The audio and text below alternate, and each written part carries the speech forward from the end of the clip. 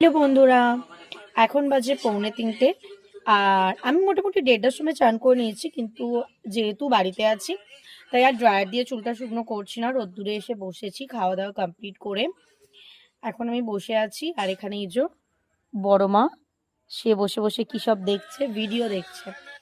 এখন মোট কথা সবাই স্ক্রোল করা শিখে গেছে, ফেসবুক হোক, ইনস্টা হোক কিংবা ইউটিউব হোক, সব জায়গায়। আমার চুলটা এখনো পর্যন্ত ভিজে আছে।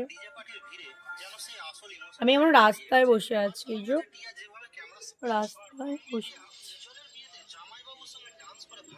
আমার চুলটা বেশ অনেকটাই বড় হয়ে গেছে আবার।